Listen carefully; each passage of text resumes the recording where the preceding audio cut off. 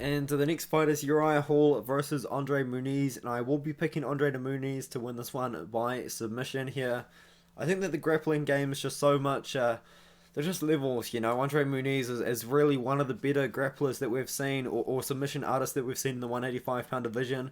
I know that Hidolfo Vieira does exist, but Andre Muniz is up there as well, in my opinion. I think he's a great grappler. I think he's got a great jiu-jitsu game as well.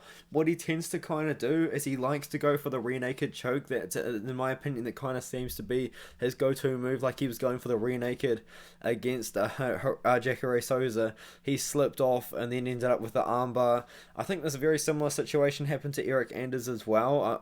Yeah, he's on an armbar. He's actually on an armbar run right now. But I'm not picking him to win by armbar. I'm picking him to win by rear naked choke.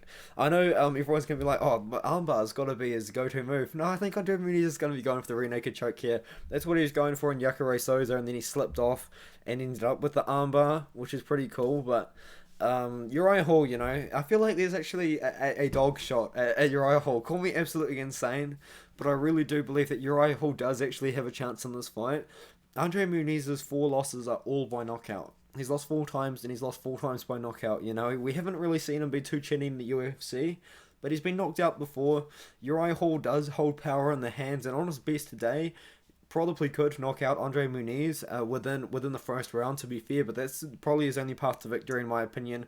Andre Muniz is going to be looking for the takedowns, and when a grappler is looking for takedowns against the striker really doesn't tend to be as good, I guess, in a way, because they're always worried about the takedown. It's always on their mind, so they don't really want to throw this. They don't want to throw this in case the kick gets caught, or if they just get taken down, they get caught off balance or something like that, you know.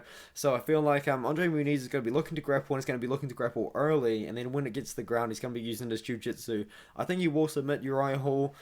And then I think after that, he's probably going to fight like a top 10 opponent or something like that. I don't know if Uriah Hall's in the top 10 right now, but even if he is, I feel like he'll fight another top 10 opponent, because I feel like Andre Muniz, with his style, with his jiu-jitsu style, really could beat a lot of the good guys up at the top of 185. So I will be picking Andre Muniz to win this one.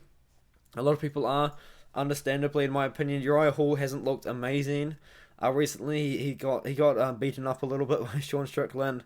You know, he did beat Anderson Silva, which is cool. I mean, that wasn't really a fight against Chris Weidman either, but he's been on a good win streak.